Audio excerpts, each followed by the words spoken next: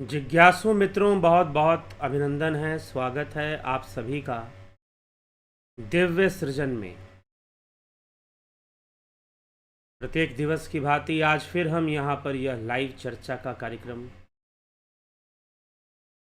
जीवन संबंधी, आध्यात्म संबंधी कुछ रहस्यों को समझने के लिए हम प्रतिदिन यहाँ पर यह कार्यक्रम करते हैं। यह लाइव चर्चा यहाँ होती है और आप सभी इसमें भाग लेते हैं। तो आज का विषय है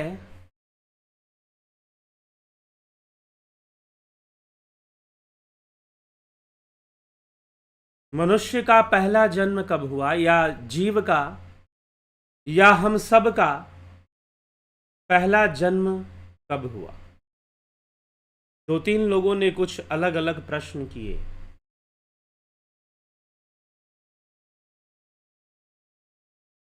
किसी ने प्रश्न किया कि हम कर्म बंधन में बंधने कब शुरू हुए। ये जो कर्म रूपी जो चक्र है, तो ये चक्र है, तो ये कब शुरू हुआ। कल ही हमने इस पे चर्चा की कि कर्म बंधन का जो चक्र है वह एक चक्रीय व्यवस्था है और चक्रीय व्यवस्था में ना कोई प्रारंभ होता है और ना ही कोई अंत होता है। चक्र तो बस चलता जाता है, घूमता जाता है, घूमता जाता है।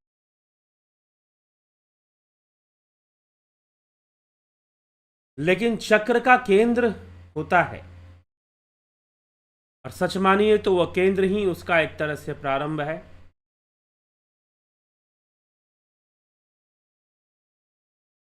तो हमारा पहला जन्म कब हुआ होगा? जब हम कर्म करना शुरू किए होंगे और हम कर्म के बंधन में बंधे होंगे और कर्म बंधन के कारण दोबारा हमारा जन्म हुआ। हम बार बार जन्म लेते हैं, बार बार मृत्यु को प्राप्त होते हैं। सबसे पहली बात यह है कि थोड़ा सा विचार कीजिए अपने आप को शरीर से हटकर। हाँ, किसी जिज्ञासु ने एक और प्रश्न किया कि कोई आचार्य प्रशांत जी हैं, उन्होंने घोषणा की है कि पुनर्जन्म नामक कोई चीज नहीं होती, पिछला जन्म भी नहीं होता। लेकिन सनातन धर्म का दर्शन, चाहे वो बौद्ध दर्शन हो, जैन हो, चाहे बाकी अन्य सभी दार्शनिक विचारधारा हो, वह सभी पुनर्जन्म को मानते हैं। लेकिन फिर भी मैं ये कहूंगा कि वो ऐसा मानते हैं तो आप भी मान लो, जरूरी नहीं है। कोई बंधन नहीं है कि आप भी मानो अगर ऐसा लिखा गया है तो। हाँ, आप अपना अनुसंधान जरूर करो, भागो मत। किसी चीज को डिक्लेयर मत कर दो कि ये ऐसा ही है जब तक पूरा अनुसंधान ना कर लो, जब तक पूरा ढूंढ ना लो, जब तक पूरा खोज ना लो। डिक्लेयर मत करो कि ऐसा ही है। अब वो चाहे आप हो, चाहे कोई आचार्य जी हो, चाहे कोई भी हो। तो बहुत सारी पुस्तकें ऐसी नहीं कि हमारा सनातन धर्म और सनातन धर्म के शास्त्र और विचारधाराएं, हमारे योगियों महापुरुषों की विचारधाराएं सब पुनर्जन्म, पिछले जन्म, पूर्व जन्म, इन सब को वो मानते हैं। और मानते नहीं हैं, वो प्रमाणित करते हैं। मानने की प्रक्रिया से ऊपर उठ जाइए, जानने की प्रक्रिया में चलिए। तो हमें ये समझना है, और यह जो प्रश्न है कि कब से कर्म बंधन शुरू हुआ, कब हमारा पहला जन्म हुआ होगा और कब से हमारा कर्म बंधन शुरू हुआ। कल मैंने एक बहुत ही गूढ़ रहस्य आपको समझाया। अगर आज उस उदाहरण को हम फिर से थोड़ा सा ले लें, ये सी सॉ, ये जो लकड़ी का जो पटरा है ना, पूरा आप देखो, इसका दोनों सिरा ऊपर नीचे हो रहा है। एक सिरा नीचे तो दूसरा सिरा ऊपर, दूसरा सिरा नीचे तो पहला सिरा ऊपर हो रहा है। ये कहां पे स्थिर है? तो ये अपने केंद्र में स्थिर है। ये अपने केंद्र में स्थिर है। जहां केंद्र है इसका, वहां पर ये स्थिर है। वहां ये ऊपर नीचे नहीं हो रहा है। वहां ये ऊपर नीचे हो भी नहीं सकता है और ना हो रहा है। अर्थात उस केंद्र की अवस्था में जो इसका मूल है, जो इसका जड़ है, जो इसका आधार है, वहां पर ठहराव है। वहां पर कोई कर्म नहीं हो रहा है। अब फिर से इस चित्र को देखिए, वीडियो को देखिए कि अगर केंद्र से थोड़ा सा आगे चले जाएं या पीछे चले जाएं, थोड़ा सा दाएं चले जाएं, बाएं चले जाएं, पूरा किनारे पर नहीं जाना, थोड़ा सा दाएं और थोड़ा सा बाएं हम चले जाएं, तो क्या होगा? मूवमेंट शुरू हो जाएगी। लेकिन वह जो मूवमेंट है वो उतनी ज्यादा नहीं होगी जितनी कि किनारे पर है। वह जो मूवमेंट हो रही है उतनी ज्यादा नहीं होगी जितने कि किनारे पर है। किनारे पर बहुत ज्यादा मूवमेंट है, बहुत ज्यादा ऊपर नीचे हो रहा है। लेकिन थोड़ा सा इधर चला जाए तो मूवमेंट थोड़ा कम है, लेकिन है जरूर, है जरूर, मूवमेंट है। तो अगर आप ये समझना चाहते हो कि आप कर्म बंधन में कैसे बंधना शुरू हुए, आपका कोई पहला जन्म हुआ होगा, आपका कोई पहला जन्म हुआ होगा। एक बात हमेशा ध्यान रखना, वैदिक दर्शन में, वैदिक मान्यताओं को समझाने में जो सबसे पहली पहल है, जो सबसे पहली पहल है, वो कपिल मुनि ने किया सांख्य सूत्र देकर। और यह भी ध्यान रखिए कि सांख्य सूत्र इन्वोल्यूशन और इवोल्यूशन की बात करता है, विकासवाद की बात करता है। अगर आप ये सोचते हो कि आपका कोई पहला जन्म हुआ होगा, पहला आप मनुष्य जीवन में आए होंगे और आपने कर्म करना शुरू किया होगा, नहीं।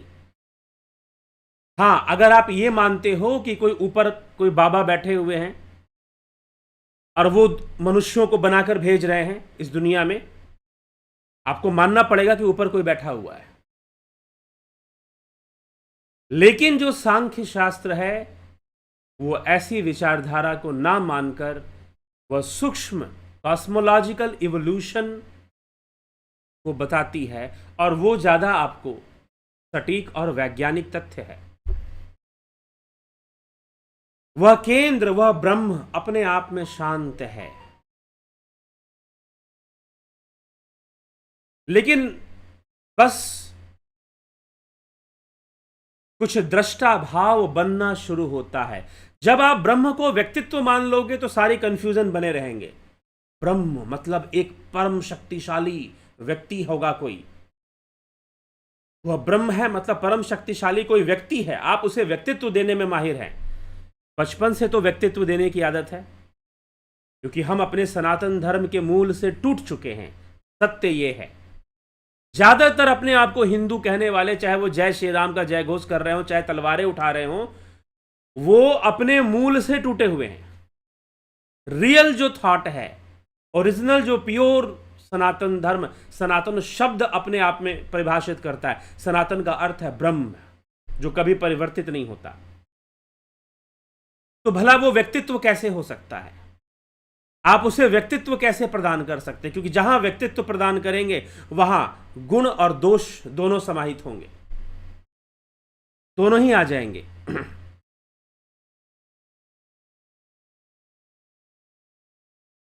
ठीक, और जहां गुण और दोष दोनों आ जाएंगे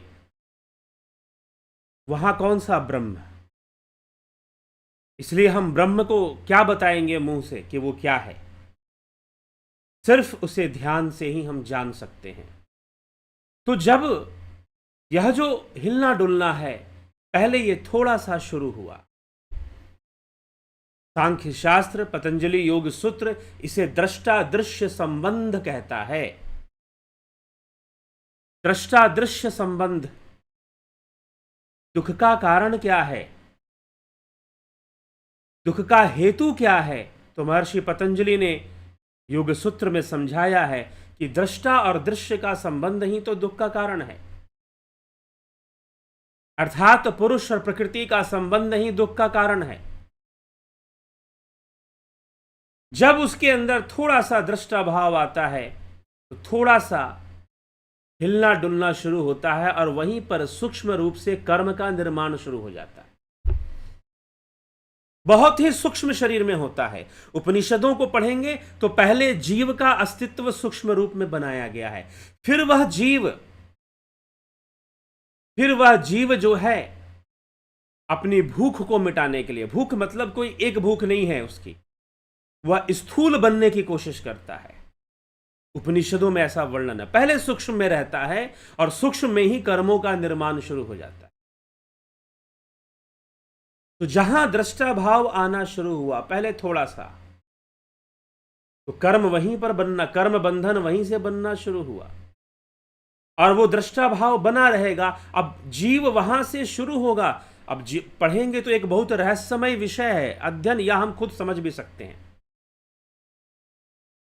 और जीव जो है वो डिवाइड भी हो जाता है, ऐसा भी कहा गया। मतलब एक जीव डिवाइड होकर दो नए जीव बन जाएंगे और उनके कर्म भी हैं। फिर पहले से ही वो कर्मों को लेकर आ रहे हैं, अब वो अलग अलग कर्मों को भोगेंगे। कभी कभी जुड़वा बच्चे पैदा हो जाते हैं और कभी कभी उनके सिर जुड़े होते हैं, तो कभी कभी उनके शरीर जुड़े होते हैं। सोहन मोहन की तरह दो सिर है और धड़ एक ही है, पेट से दोनों एक हैं नीचे तक, ऊपर में अलग अलग हो जाते हैं दोनों।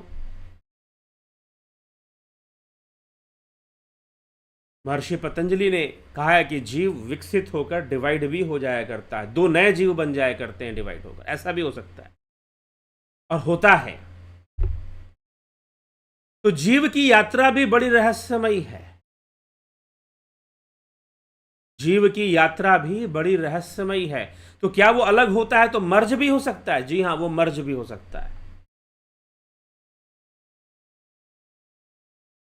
जो कर्मों का प्रारंभ होता है, ऐसी कल्पना मत कर लीजिए कि हम जो है, हमें पहली बार कभी मनुष्य में पैदा किया होगा और हम ऐसे कर्म करना शुरू कर दिए होंगे। नहीं, पहले सूक्ष्म शरीर से सूक्ष्म रूप में, बहुत ही सूक्ष्म रूप में कर्म शुरू होता है।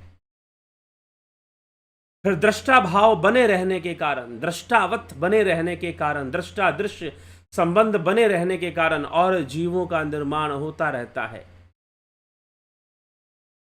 और कर्म बढ़ता रहता है।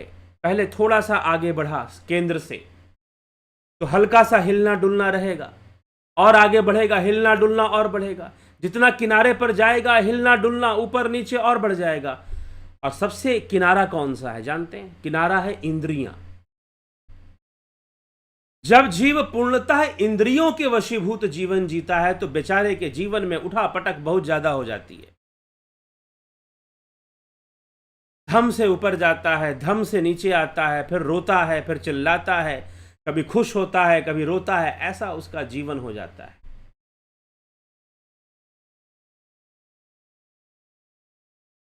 स्थिरता का तनिक भी अनुभव उसे नहीं हो पाता है और अशांत हो जाता है। फिर कर्म बनते रहते हैं, उसी में कर्म भी बनते रहते हैं, बड़े बड़े कर्म फिर बनते रहते हैं। लेकिन जैसे जैसे वह जीव फिर से लौटेगा, अपने दृष्टा भाव को खत्म करेगा, खत्म करते हुए जब वो आगे बढ़ेगा, वह पुरुष अपने दृष्टा भाव को खत्म करेगा। अरे भाई, यहां तो बहुत उठा पटक है, यहां में कुछ रखा नहीं है, बस एक ही जीवन है, आहार निद्रा भय मैथुन, उसी में तो सब चले जा रहा है और है ही क्या यहां पर। वो लौटने की कोशिश करेगा, वह लौटने की कोशिश करेगा, रिटर्न जर्नी अपनी शुरू करेगा। और जो रिटर्न जर्नी है वही योग है। और जब वो योग में जाएगा तो फिर से उन अवस्थाओं को छूते हुए जाएगा, उन अवस्थाओं को छूते हुए, स्पर्श करते हुए। लेकिन जब योग मार्ग को अपनाएगा तो उसकी गति तीव्र होगी,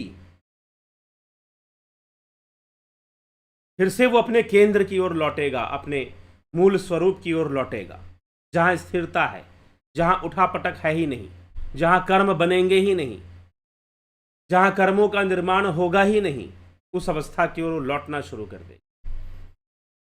और लौट, क्योंकि उसके आने की जो प्रक्रिया थी वो बहुत बड़ी थी, बहुत भयावह थी। कई जन्म भय गजमीन मृग, कई जन्म भय कीट पतंगा। हमारे गुरु साहिबानों ने कहा है कि कई जन्म भय गज मीन मृग, हाथी, कभी मछली, कभी मृग, कई योनियों में हम रहे हैं। वहां से यहां तक आने में हमारे कई अवस्थाएं बनी हैं और अनेकों कर्म बने हैं, और ये उठापटक वाली स्थिति में कई जन्मों तक फंसे रहे हैं, ऊपर नीचे परेशान होते रहे हैं। फिर इच्छा हुई कि नहीं, अब बिल्कुल शांत होना है। अब ये कोई चिल्ड्रन पार्क का सी सौ तो है नहीं कि उतर जाओगे, यहां तो फंसे हो। उपाय यही है कि धीरे धीरे केंद्र की ओर बढ़ना शुरू कर दो। तो फिर से समझ में आ जाएगा कि पहला कर्म कैसे शुरू हुआ होगा, कर्म बंधन बनना कैसे शुरू हुआ होगा। तो ऐसा नहीं है कि अचानक से आपको कोई शरीर मिल गया था और कर्म बंधन बनना शुरू हो गया था, नहीं। सूक्ष्म रूप में, और सूक्ष्म रूप में कई जीव होते हैं, उनके छोटे छोटे जीवन होते हैं। अमीबा एक बैक्टीरिया की तरह, वो भी एक जीव है। वायरस भी एक अपने आप में जीव है, विषाणु है। बैक्टीरिया भी अपने आप में एक जीव है। कभी उस अवस्था में भी रहे होंगे, वहां पर भी कुछ कर्म बना होगा। फिर छोटे मोटे जीव,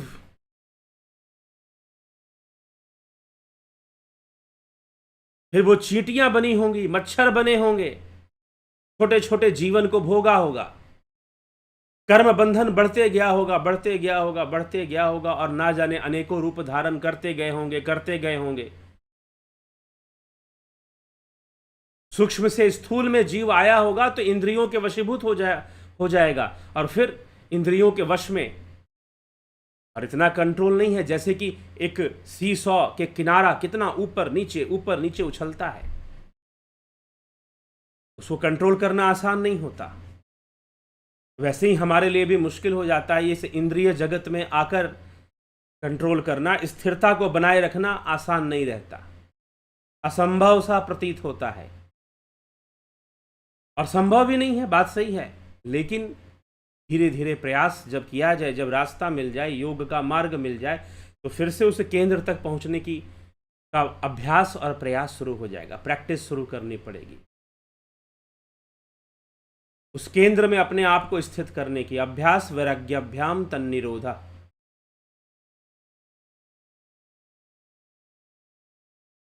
हमें अभ्यास करना पड़ेगा, और जब हम अभ्यास करेंगे, योग करते हुए ध्यान योग का अभ्यास करेंगे, तो केंद्र की यात्रा फिर से शुरू हो जाएगी,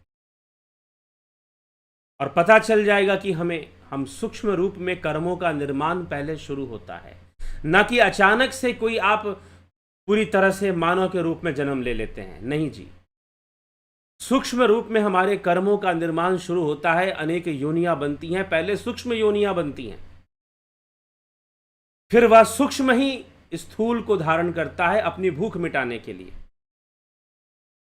अपनी इंद्रिय आसक्तियों को पूर्ण करने के लिए, अपनी कामनाओं को पूर्ण करने के लिए वो स्थूल को धारण करना शुरू करता है, और फिर स्थूल में आकर वो पूर्ण रूपेण इंद्रिय आश्रित हो जाता है, और इंद्रिय आश्रित होकर कई जन्मों में वो जन्म लेता है।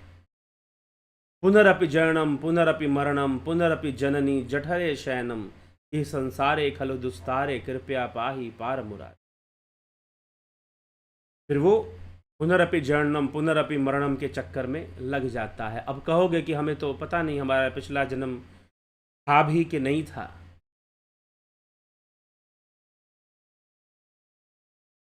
हमें याद क्यों नहीं है? कुछ लोग प्रश्न करते हैं कि हमें याद क्यों नहीं है।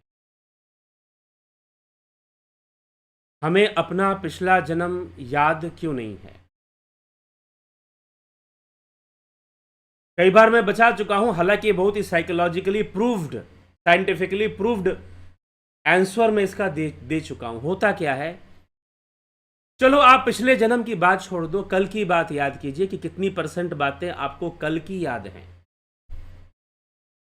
याद कीजिए कल सुबह आप उठे थे तो किस करवट में उठे थे, याद कीजिए कि जब सुबह उठे थे तो आपकी जो श्वासें हैं वो कौन सी चल रही थी, सूर्य नाड़ी चल रही थी कि चंद्र चल रही थी, लेफ्ट नॉस्ट्रिल चल रहा था कि राइट नॉस्ट्रिल चल रहा था, क्या आपको याद है? याद कीजिए कि जब आप उठे थे तो बिस्तर से पहला पैर कौन सा नीचे रखा था, याद है क्या आपको?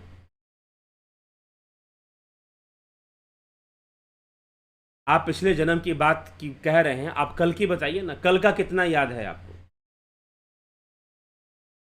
कल जो घटनाएं जीवन में आपकी घटी उनमें से कितनी परसेंट बातें आपको याद हैं और कितनी परसेंट बातें आपको नहीं याद हैं, जरा पता कीजिए। आज हमें आ जाइए, आज सुबह से जो हमने किया, अभी हम सोए नहीं है ना, तो हम बहुत कुछ बता सकते हैं कि सुबह से हमने क्या क्या किया, कैसे कैसे किया, सूक्ष्मता से हम पकड़ सकते हैं। लेकिन जब सो जाओगे, जब सुषुप्ति अवस्था में चले जाओगे, डीप स्लीप, निद्रा, निद्रा एक वृत्ति है।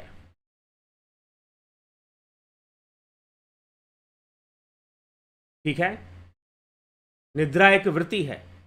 तो जब आप निद्रा में चले जाओगे तो क्या होता है, हमारा एक सिस्टम है जीवात्मा का कि मेमोरी फेड हो जाएगी, फेड हो जाएगी।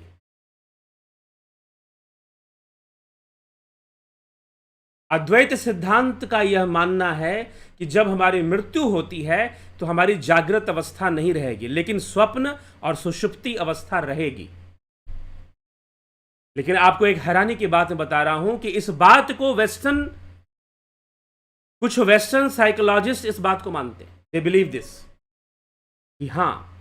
और एक बहुत पहले, मुझे याद नहीं है, एक कोई मूवी देखी थी जो कि हॉरर कैटेगरी में आती है, उसमें दिखाया गया है कि एक ऐसा कोई व्यक्ति है, अपने घर में रहता है, उसे घर से बड़ी आसक्ति है, वो मर चुका होता है, लेकिन वो सोता है। वो कितने महीने बाद फिर उठता है, फिर अपने घर में घुसता है, और कोई घर में अगर उसका कोई रह रहा है, कोई बाहरी आदमी उसे परेशान करता है, फिर वो चला जाता है, फिर वो सो जाता है। हालांकि एक मूवी में ऐसा दिखाया गया है, और यहां ये अभी की बनी हुई मूवी है, लेकिन अद्वैत शास्त्र तो बहुत पहले से लिखा गया है,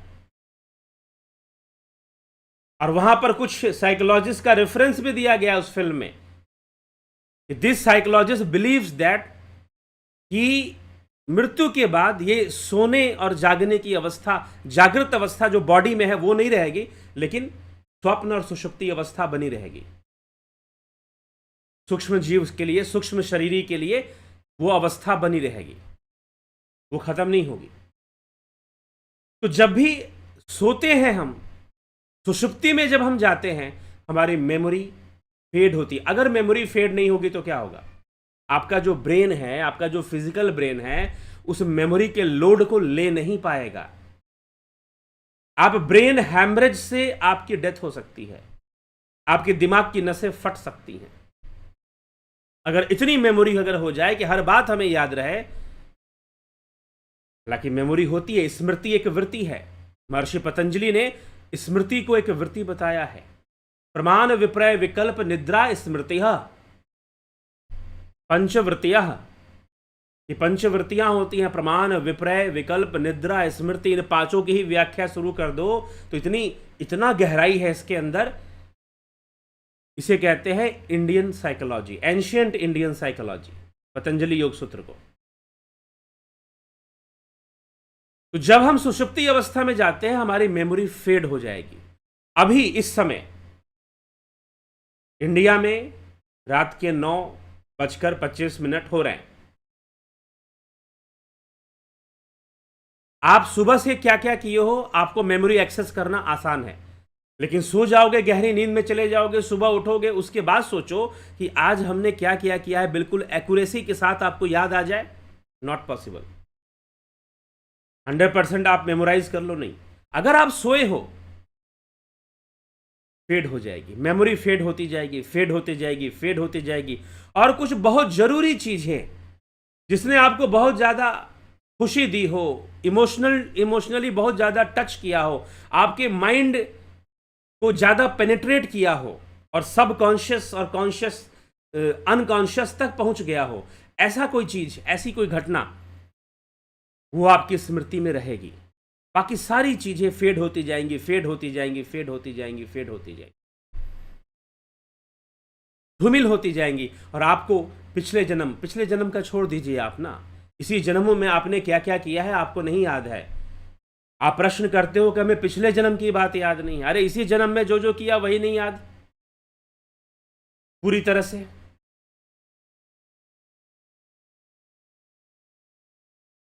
कहने का मतलब यह है कि मेमोरी फेड हो रही है, इसका मतलब यह नहीं है कि मेमोरी डिस्ट्रॉय हो रही है। आपका जो भी शरीर है ना वो सूक्ष्म से स्थूल होता है, तो आपका मन और आपका दिमाग उसका सूक्ष्म अंग भी होता है साथ में।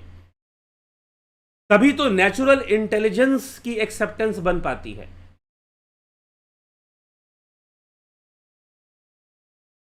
नेचुरल इंटेलिजेंस, प्राकृतिक बुद्धि प्रकृति का ही अंग है,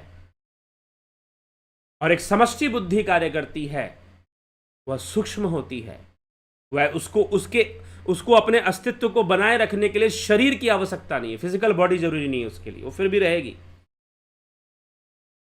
तो आपके कर्म, आपकी जो मेमोरी है वो डिस्ट्रॉय नहीं होती है, भले फेड हो गई है, वो आपके इस फिजिकल ब्रेन के लिए फेड हो चुकी है, लेकिन वो डिस्ट्रॉय नहीं होती, वह नष्ट नहीं होती, इसका ध्यान रखिएगा, वो रहती है।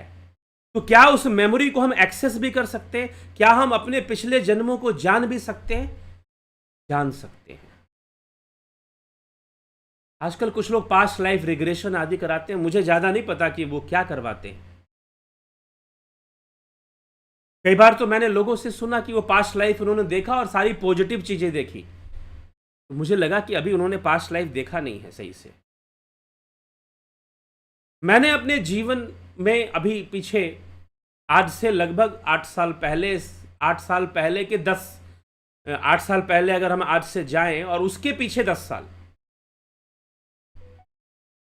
कुछ ऐसा समय व्यतीत किया जिनमें बहुत ज्यादा सूक्ष्म चीजों का साक्षात्कार होता गया, अनुभव होता गया। और मैंने स्वयं से बहुत प्रयास किया कि मैं अपने पिछले जन्म को देख लूं। 1 हफ्ते तक बहुत साधना करता रहा, बहुत बैठता रहा, रात्रि के समय भी कठोर साधना, कि मैं ध्यान की उस गहराई में उतर जाऊं कि मुझे दिखना शुरू हो जाए।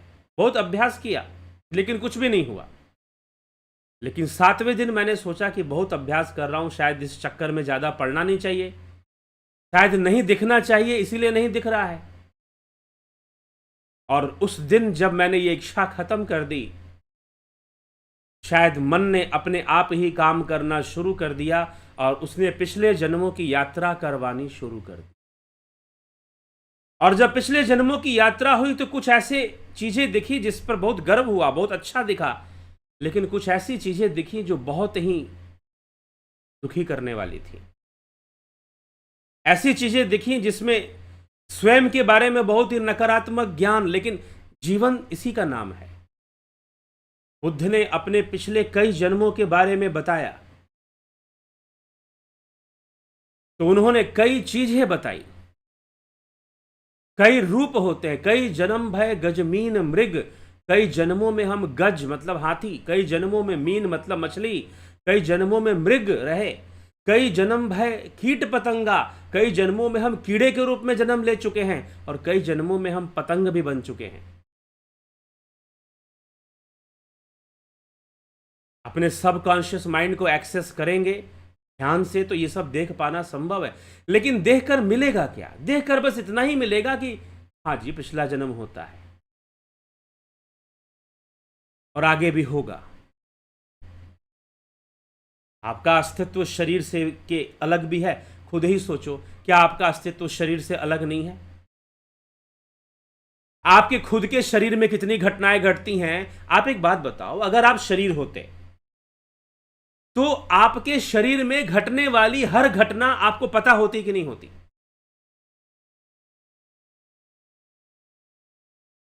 मन में आने वाली हर बात हमको लगभग पता होती है, लेकिन शरीर में घटने वाली हर घटना आपको पता होता है? स्वादिष्ट भोजन आप खाना है आपको, आपको शाही पनीर खिलाया जाए। आजकल मटका शाही पनीर बनाते हैं लोग, मतलब मिट्टी के बर्तन में शाही पनीर बनाते हैं। आप खाओ, स्वादिष्ट से स्वादिष्ट भोजन खाओ। आप यहां पर खाया, आपने चबाया, स्वाद आया, मजा आ रहा है, उसके बाद नीचे उतरा, कहां गया स्वाद? आपको यह भी अंदाजा नहीं है कि आपका जो भोजन है वो एसोफेगस, यहां से नली जाती है, एसोफेगस बोलते हैं, उससे ऐसे जाता है पेट में, वो कब पहुंचा। पेट में गिरने का एक एहसास भी तो थोड़ा सा एहसास होता है, ज्यादा भर के खा लोगे थोड़ा टाइट फीलिंग होगा। अब उसके बाद वो जो भोजन है कैसे डाइजेस्ट हो रहा है, कैसे टूट रहा है, वहां पर एक बहुत ही लाइट कंबशन चल रहा है, दहन की क्रिया चल रही है वहां पर। और फिर वो भोजन धीरे धीरे छोटी आंत में कैसे प्रवेश कर गया, किस टाइम पे प्रवेश कर गया, क्या पता आपको। और फिर वहां पर छोटी आंत में ब्लड वेसल्स होती हैं, वहां से जो न्यूट्रिशंस हैं, प्रोटीन है, कार्बोहाइड्रेट है, वो सारा वो एब्जर्व कर रहा है। आपको नॉलेज है क्या? हाँ ठीक है, साइंस ने कुछ डिस्कवरीज खोजी, कुछ खोज किया, पता करने की कोशिश की कहां पर क्या हो रहा है, लेकिन क्या आपका ब्रेन आपको बता पा रहा है कि हमारा भोजन जो है छोटी आंत में चला गया है, ब्लड वेसल्स इसको सक कर रही हैं और फिर वो बड़ी आंत में आ जाएगा? ठीक है, साइंटिफिक एक्सप्लोरेशन और उसके थ्रू पता चला गया कि इतने देर छोटी आंत से फिर इतने देर में बड़ी आंत में पहुंचता है, कभी कभी डिले भी हो सकता है।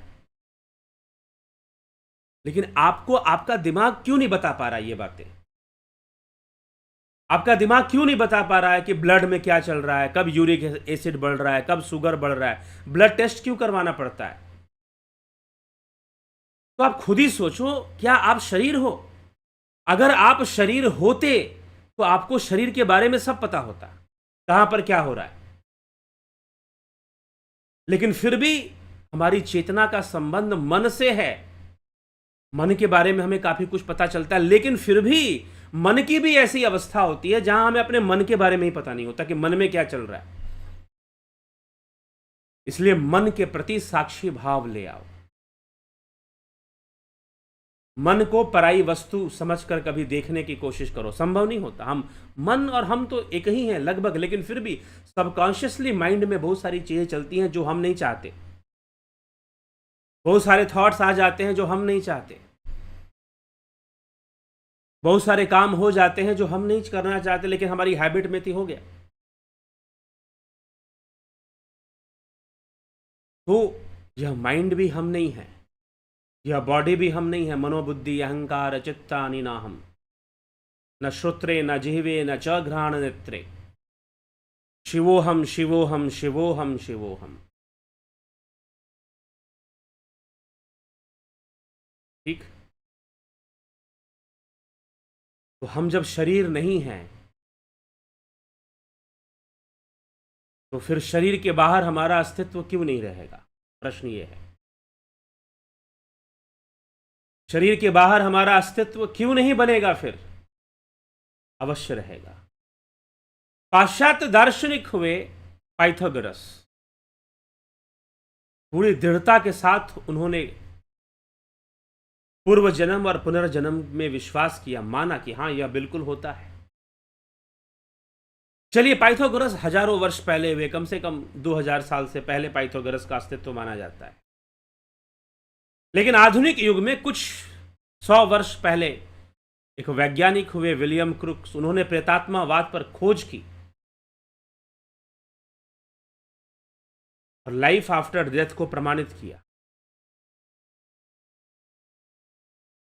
उन्होंने ईएमएफ रीडर और सीआरटी ट्यूब जैसी चीजें बनाई, कैथोड रे ट्यूब, जैसे कि पुराना वाला टीवी हमारा चलता था।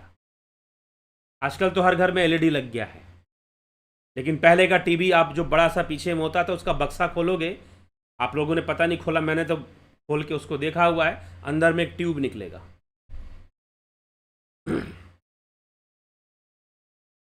तो उससे वो टीवी चलता था, सीआरटी ट्यूब से। विलियम क्रुक्स ने सीआरटी ट्यूब को डेवलप किया, ईएमएफ रीडर्स बनाए और विज्ञान के क्षेत्र में कई खोज उन्होंने और कई आविष्कार और पैरानॉर्मल साइंस के ऊपर भी उनकी एक बहुत ही अद्भुत डिस्कवरीज हैं, खोज हैं। तो लाइफ आफ्टर डेथ होती है। मैं जो बोल रहा था 10 साल, ऐसी सूक्ष्म चीज़ों का साक्षात्कार होने लगा। शुरुआत में उन चीज़ों पर मेरा नियंत्रण नहीं था, लेकिन धीरे धीरे नियंत्रण बढ़ता गया, बढ़ता गया। ध्यान साधना चलती रही और नियंत्रण बढ़ता गया, और नियंत्रण बढ़ता गया। फिर एक ऐसा समय आया कि ध्यान करते करते मैं ऐसी सक्षमता आने लगी कि मैं इच्छा मात्र से जो सूक्ष्म लोक में रहने वाले जीव हैं उनसे मिलना हो सके, उनसे बातचीत हो सके। और आप लोगों में से जो लोग यहाँ कमेंट करते हैं, मैं उनका नाम नहीं लूंगा, आप लोगों में से कुछ लोग इस बात के साक्षी हैं, क्योंकि वो मुझसे मिल चुके हैं, कुछ समय मेरे साथ बिता चुके हैं। तो कुछ ऐसी घटना घट गई कि कुछ सूक्ष्म जीवियों से मिलना जुलना हो गया, बातचीत हो गई। सूक्ष्म जीवी मतलब अमीबा, ये बायोलॉजिकल सूक्ष्म जीवी की बात नहीं कर रहा हूं। सूक्ष्म जीवी मतलब जो एस्ट्रल है, जिसको पैरानॉर्मल भी आप बोल देते हैं। हालांकि उस सूक्ष्म शब्द के लिए, उस रूप में सूक्ष्म शब्द के लिए अंग्रेजी भाषा में कोई वर्ड नहीं है, वैसे शब्द नहीं है परफेक्ट। पैरानॉर्मल कुछ लोग कह देते हैं, कुछ लोग सटल बोल देते हैं।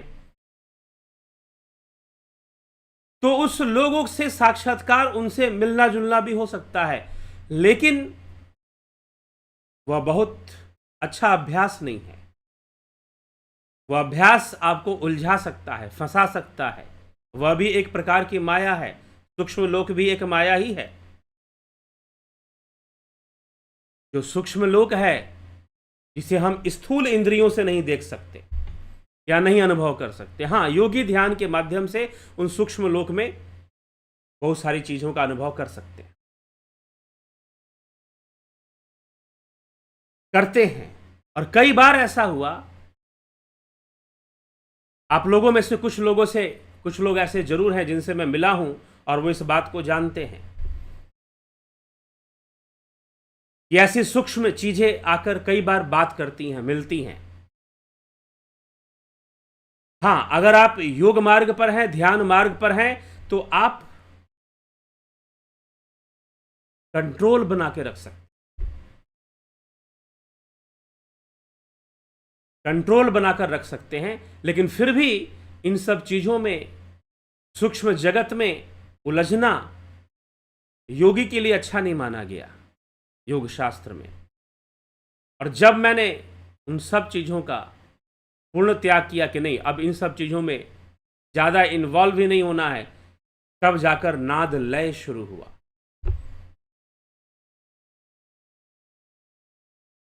क्योंकि चीजें अटक जाती हैं। योगियों के लिए खतरा होता है कि वो सूक्ष्म लोक में अटक सकते हैं। महर्षि पतंजलि भी इस बात को समझाते हैं। सूक्ष्म लोक में भी अपना एक ग्लैमर है, वहां भी एक माया है, क्योंकि वहीं से तो सारी चीजें शुरू हुई हैं। कर्मों का बनना वहीं से शुरू हुई है।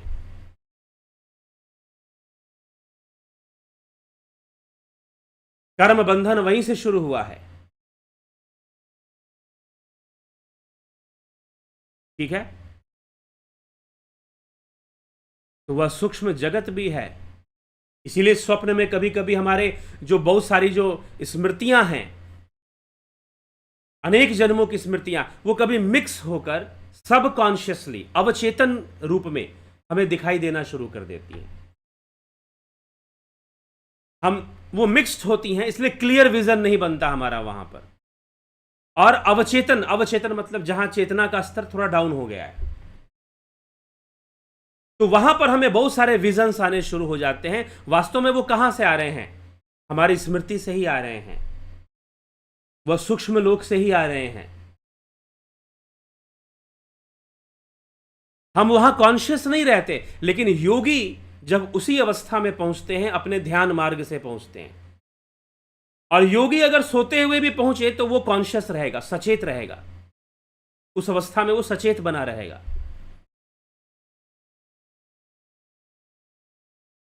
लेकिन हमारी ही स्मृति में बहुत सारी चीजें हैं जो एक्सेस होती हैं, हमें दिखाई देती हैं, अनेक तरीकों से हमारे सामने आती हैं। पिछले जन्म को देखा जा सकता है, ध्यान के माध्यम से भी देखा जा सकता है। कई बार लोग एक्सीडेंटली भी देखते हैं, कई बार उनका एक्सीडेंट हो गया या कुछ ऐसी अवस्था में चले गए जहाँ पर वो बहुत कुछ अनकॉन्शियस हो गए, देखने लगे। और लंबे समय तक कई बार लोग कोमा में चले जाते हैं, तो कई बार कोमा से लौट कर आने वाले लोग जो है बहुत सारी चीज़ें बताते हैं। हमको तो लग रहा था हम यहाँ घूम रहे हैं, हम यहाँ घूम रहे हैं, हम यहाँ पर हैं, हम वहाँ पर हैं। माइंड जो है सबकॉन्शियसली बहुत सारी चीज़ें दिखाता है,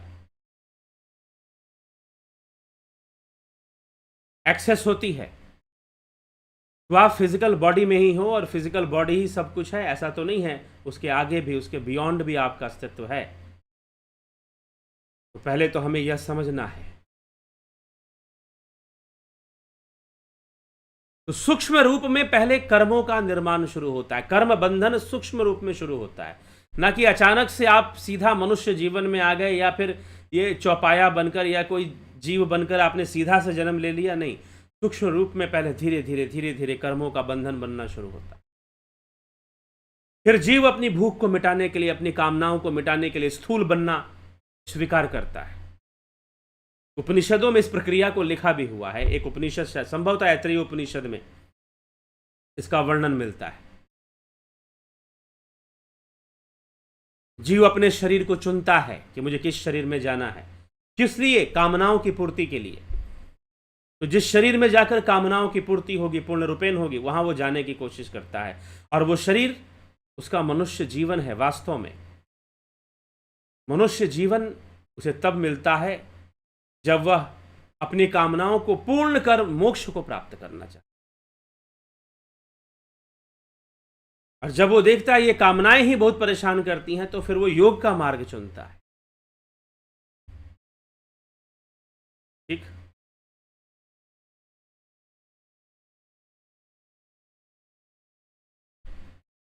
तो उसे नर जीवन, नर तन प्राप्त होता है।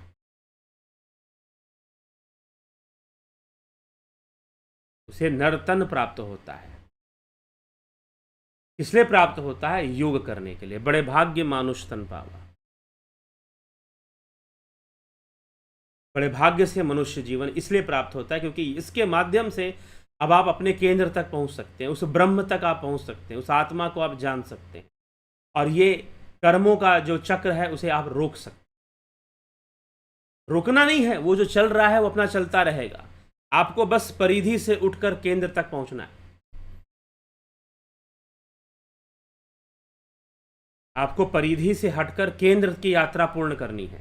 यही योग का मार्ग है। और जब अपने केंद्र में पहुंच जाओगे, वहां कुछ भी नहीं हो रहा, वहां कोई परिवर्तन नहीं आ रहा, नो चेंजेस। और कोई कर्म भी वहां नहीं बन रहा। लेकिन जितना जितना धीरे धीरे दूर जाओगे, वैसे वैसे कर्म बनता जाएगा। और जब बिल्कुल परिधि पे चले जाओगे तो बहुत बड़ा चक्र है। फिर तो बहुत बड़ा चक्र है। केंद्र की ओर जाओगे, चक्र छोटा होता जाएगा, चक्र छोटा होता जाएगा और बिल्कुल समाप्त हो जाएगा। लेकिन परिधि पर जाओगे तो बहुत बड़ा सर्कल है। तो हम जब इंद्रियों के वशीभूत जीवन जीते हैं तो हम बिल्कुल परिधि पर हैं, हम बिल्कुल लास्ट में हैं। वहां पर बहुत तरह की उठापटक होने वाली है, बहुत चक्कर वहां लगाना है। तो इसलिए यह विवेक से विचार करने योग्य बात है कि हम कब कर्म बनना शुरू हुआ, हमारा पहला जन्म कब हुआ और कहाँ से कर्म बनना शुरू हुआ, हम कब कर्म बंधन में आए और कब यह चक्र शुरू हो गया। तो कल्पनाओं की दुनिया से बाहर निकलिए। इमेजिन करना बंद कर दीजिए कि भाई हम सीधा मनुष्य बना दिया होगा और हमने कर्म करना शुरू कर दिया। नहीं, ऐसा नहीं है। सूक्ष्म रूप में धीरे धीरे कर्मों का निर्माण शुरू होता है। ठीक।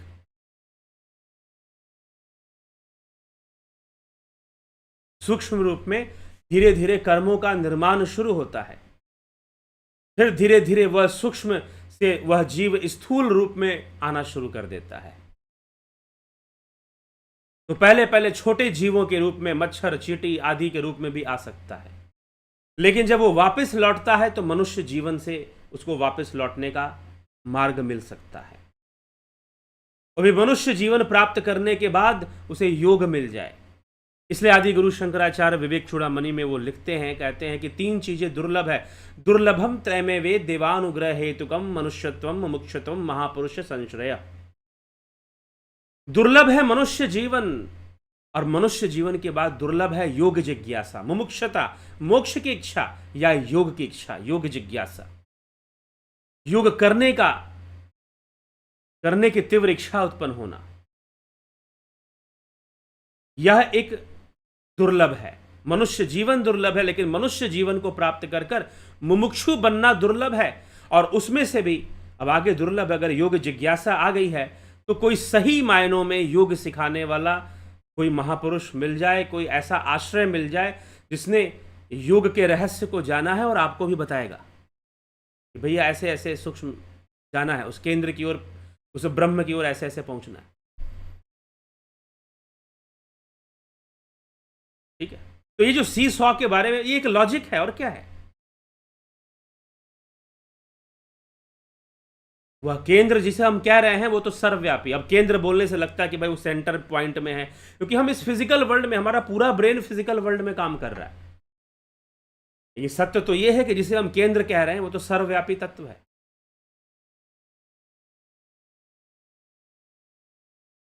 लेकिन जब हम फिजिकल वर्ल्ड में सोचेंगे तो बातें बदल जाएंगी। इसीलिए जब लोग कहते हैं कि परमात्मा इसमें है, इसमें नहीं है, एक संस्था है वो कहती है परमात्मा सूअर में कैसे हो सकता है, सूअर तो विष्ठा खाता है, मल खाता है, गंदगी खाता है, भला सूअर में, अरे भाई सूअरों के भी पोल्ट्री फार्म होते हैं, वहां उनको गंदगी नहीं खिलाया जाता। सूअर का मांस कहते हैं पूरे दुनिया में सबसे ज्यादा खाया जाने वाला मांस है। अब शायद चिकन बन गया, लेकिन पहले सूअर का ही मांस सबसे ज्यादा खाया, आज भी खाते हैं लोग। और वो जैसे मुर्गियों को पालते हैं, वैसे कई देशों में, चीन वीन में पोल्ट्री, सूअरों का पोल्ट्री फार्म होता है, वहां वो गंदगी नहीं खिलाते, अच्छी चीजें खिलाते हैं उनको, सोयाबीन खिलाते हैं और कई चीजें खिलाते हैं, ताकि उसमें प्रोटीन की मात्रा बढ़ जाए, उसके मांस में न्यूट्रिशन और अच्छा हो उसका। आदमी है मांसाहारी, मांस खाने की जिनको आदत पड़ी हुई, बेचारे इस तरह की चीजें करते हैं। लेकिन मेरा कहने का मतलब यह है कि पवित्र और अपवित्र होना यह इंद्रियों का विषय है। हाँ, पवित्रता मेंटेन करनी चाहिए, स्वच्छता मेंटेन करनी चाहिए, शुद्धता मेंटेन करनी चाहिए, बिल्कुल। अगर आप योग मार्ग पे चलना चाहते हैं तो पहले शुरुआत में ये सब मेंटेन करना पड़ता है। लेकिन आप ये कहें कि अच्छा यहां पर स्वच्छता नहीं है तो यहां परमात्मा नहीं है, हाँ वहां देवता नहीं है, ये बात जरूरी है, लेकिन परमात्मा सर्वव्यापी तत्व है। क्यों?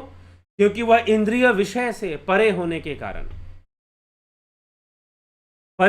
कारण वह सर्वव्यापी तत्व के रूप में विद्यमान है। वह हमारा केंद्र है, वो हमारे भीतर है, हमें खुद वो यात्रा तय करनी है, पहुंचना है हमें उस केंद्र में। ठीक है, तो जीव भी रहस्यमयी है, जीवन भी रहस्यमयी है। ना जीव नष्ट होता है, ना जीवन, बस वो अपनी पूर्णता को प्राप्त करता है। इसलिए जीव की मृत्यु नहीं होती, जीव की मुक्ति होती है। मृत्यु किसकी होती है? शरीर की होती है।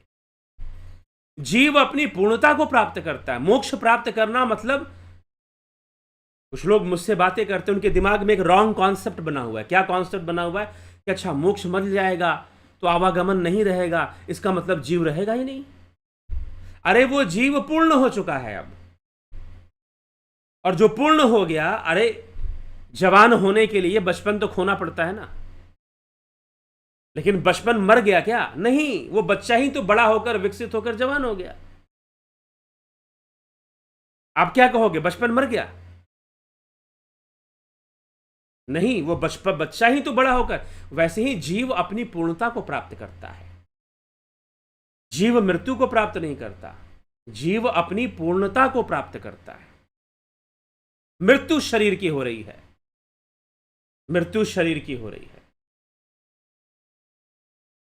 ठीक है, तो हमें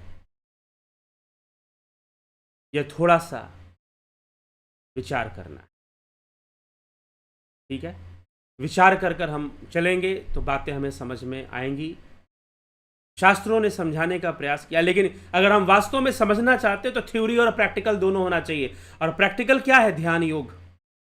ध्यान योग का कोर्स जो कि अब कब शुरू होगा? अक्टूबर में, 20 अक्टूबर से यह ध्यान योग का कोर्स शुरू होगा। तो ध्यान योग रहस्य खोलेगा। जो लोग ध्यान योग कर लेते हैं उनका सुबह सुबह हम लोग 5:30 से 6:30 बजे का अभ्यास भी रखते हैं। और जो लोग अभ्यास करते हैं वो बहुत ही गहरे ध्यान में उतरना शुरू कर देते हैं। वो बहुत ही गहरे ध्यान में उतरना शुरू कर देते हैं। केंद्र तक कैसे पहुंच सकते हैं? केंद्र ही तो शिव है, पुरुष है, ब्रह्म है। उपनिषदों में ब्रह्म कहा, शिव कहा, रुद्र भी कहा। तो यह ध्यान योग की प्रक्रिया है जो हमें केंद्र की ओर ले जाती है। यह ध्यान योग साधन है जो हमें केंद्र की ओर ले जाता है, और वही सिखाया जाता है ध्यान योग के कोर्स में।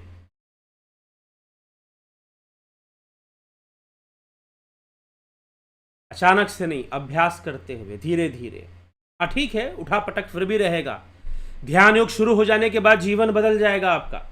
जो लोग वास्तव में सही से कर रहे हैं, समझ रहे हैं, वो खुद अनुभव कर रहे हैं कि जीवन में कितना बदलाव आ रहा है सिर्फ ध्यान योग करने के कारण। तो विवेक से हमें विचार करके चलना है और ध्यान योग को अपनाकर केंद्र की यात्रा शुरू करनी है। सब समझ में आ जाएगा कि कर्मों का प्रारंभ कैसे शुरू हुआ। अचानक से कोई शुरू नहीं हुआ। अचानक से आप कोई आदमी बन के पैदा नहीं हो गए। आप इवॉल्व होते हुए आए हैं, या कहिए इन्वॉल्व होते हुए आए हैं। आपको इवॉल्व होकर फिर से अपने केंद्र तक पहुंचना है। ठीक है, तो यह हमें करना है। तो करिए, लाभ उठाइए, कोर्सेज हैं। जीवन को बेहतर बनाइए, जीवन को और अच्छे ढंग से जिए। फोकस्ड माइंड के साथ जीवन को जीना सीखिए। स्थिर मन के साथ जीवन को जीना सीखिए। जीवन को बेहतर बनाया जा सके। वास्तव में जीवन को भी तो हम अच्छे ढंग से तभी जी पाते हैं ना, जब हम केंद्र की यात्रा करते हैं। लाइफ को हम एंजॉय भी अच्छे से तभी करते हैं। नहीं तो इतना उठापटक होगा और हमारे कंट्रोल के बाहर होगा। थोड़ा सा इंद्रियों से दूर हटेंगे, इंद्रियों को साक्षी भाव से देखेंगे, तो इंद्रिय विषयों पे ही नियंत्रण आना शुरू हो जाएगा। इसलिए तो शिव सूत्र ने माना कि योगी ही भोगी होते हैं। भोगी मतलब जो वास्तव में भोगों को भोग सकता है। ये नहीं कि भोग ही उसे भोग जाएं। होता यही है कि भोग हमें भोग जाते हैं, हम भोगों को नहीं भोग पाते, रोगी बन जाते हैं हम। तो विवेक से विचार करते हुए हमें योगी बनकर जीवन को जीना चाहिए। और यह योग रहस्य हमें, कई बार मैं बोलता हूं कि केंद्र तक पहुंच जाओगे तो कुछ लोग को डर हो जाता है कि अरे मोक्ष मिल जाएगा तो खाना पीना घूमना फिरना तो कुछ। अरे सबसे पहली बात, एक बात ध्यान रखना, मोक्ष एक ऐसी चीज है, अगर आपकी इच्छा नहीं है तो दुनिया की कोई ताकत आपको मोक्ष नहीं दे सकती। लेकिन आजकल के गुरु जी लोग हैं जो कहते हैं कि बेटा बस गुरु की सेवा करो, हम ऐसे मोक्ष दिला देंगे तुमको। तो बेटा कितनी भी सेवा कर ले, जब तक उसके अंदर अपनी तड़प नहीं है कि मुझे उस केंद्र तक पहुंचना है, मुझे अब इस आवागमन को खत्म करना है, बहुत हो गया, बहुत देख लिया संसार में, जब तक उसकी अपनी तीव्र इच्छा ना होगी, कोई गुरु, कोई अवतारी पुरुष उसके लिए कुछ कर ना पाएंगे। हाँ, उस पर दूसरी कृपाएं कर दे, लेकिन उसको मोक्ष दे दे, ये नहीं हो सकता। इतना बेचैन होने की जरूरत नहीं कि हमको मोक्ष मिल जाएगा तो हमारा क्या होगा फिर, क्योंकि उनके दिमाग में एक रॉन्ग कॉन्सेप्ट ये बना हुआ है कि मोक्ष मिलना मतलब हमारा जो जीवन या जीवत्व है वो नष्ट हो जाना। नहीं, जीवत्व का पूर्ण हो जाना मोक्ष है। जीव अपूर्णता है, जीव परवशता है, परवश जीव स्ववश भगवंता। जीव अनेक एक श्रीकंता। केंद्र एक होता है, वृत्त का सेंटर एक होता है, लेकिन परिधि अनेकों जगहों पर उसके अनेकों पॉइंट बनेंगे कि नहीं बनेंगे। जो सरकमफ्रेंस है उसके अनेकों बिंदु बनेंगे, अनेकों पॉइंट बनेंगे, लेकिन केंद्र का एक पॉइंट होता है, एक बिंदु होता है।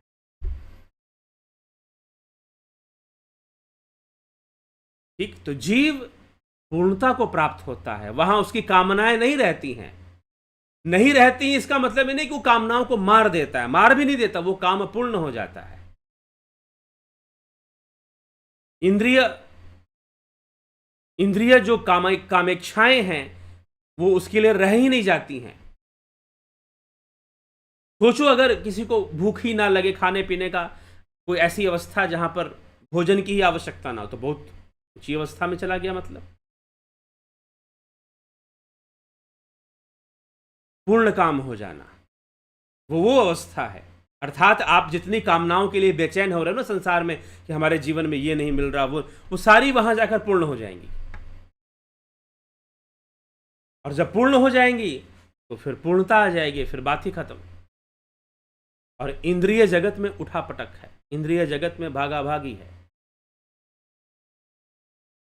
तो यह विवेक से हमें समझना है और समझकर योग के मार्ग पर चलना है। मोक्ष का मतलब यह नहीं कि जीवत्व नष्ट होता है, बल्कि जीव पूर्ण होता है। वो अपनी पूर्णता को प्राप्त कर कर वो स्वयं ब्रह्म हो जाता है। वो है ब्रह्म, लेकिन अज्ञानतावश इंद्रिय दृश्य होने के कारण वह अपनी पूर्णता का ज्ञान नहीं रखता। योग मार्ग से उसे उस ओर पहुंचना है जहां वो पूर्ण है, जहां वो स्थिर है, जहां वो आनंदमयी है। तो इसीलिए योग मार्ग है, और हम तभी समझ पाते हैं कि ये कर्म बनने कहां से शुरू। चलिए ठीक है, आगे बढ़ेंगे। योग शिक्षक का कोर्स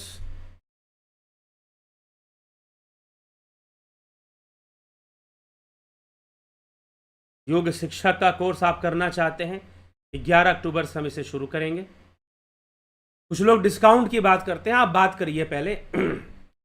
आप व्हाट्सएप पे संपर्क कीजिए। आप अगर कोर्स करने के इच्छुक हैं तो बताइए कि इच्छुक हैं, और कोर्स करने में क्या बाधा है, इसकी फीस बाधा है या क्या बाधा आ रही है वो भी बताइए, तो आपको कुछ ना कुछ समाधान दिया जाएगा।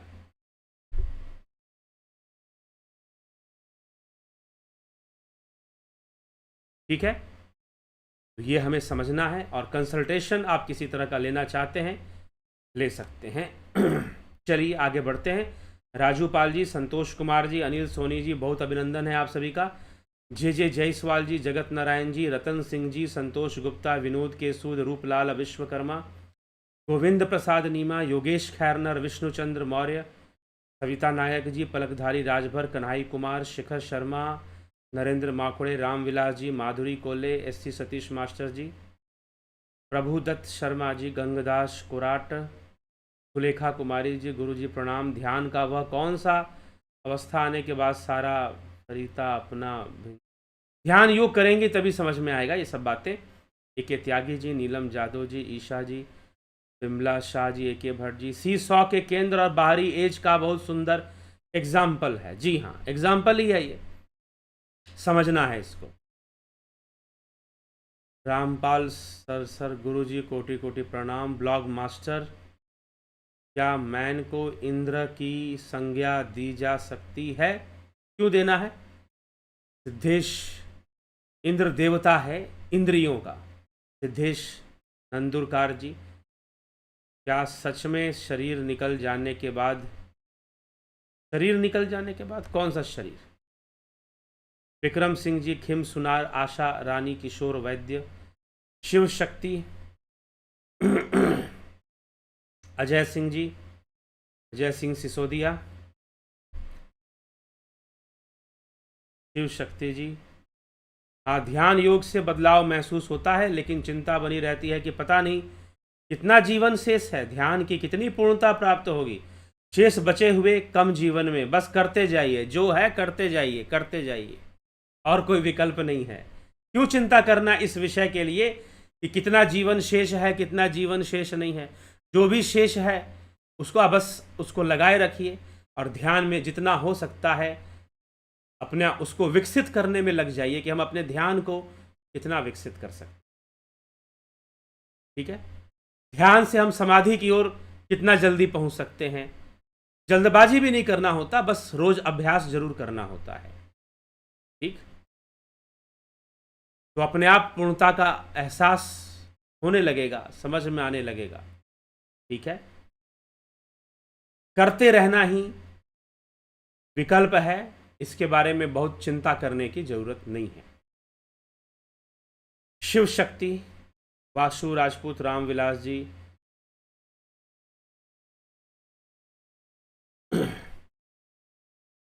आत्मा के साथ एकाकार हो जाने के बाद सदा के लिए आनंदमयी अवस्था में रहेंगे क्या? बिल्कुल आनंदमयी अवस्था में रहेंगे। सुभाष लांडे जी, ब्लॉग मास्टर, सतयुग में स्थूल शरीर की जगह सूक्ष्म शरीर था? ऐसा नहीं है, सतयुग में भी स्थूल शरीर था और सूक्ष्म भी था। यह एक अलग व्याख्या है युगों की। चलिए ठीक है, तो अब इस कार्यक्रम को हम विराम की ओर ले चलेंगे। आप सभी का बहुत बहुत आभार है।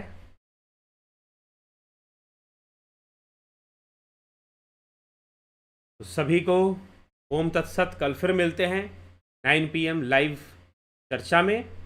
आप वीडियो को जरूर शेयर किया करें, सब्सक्राइब भी करें।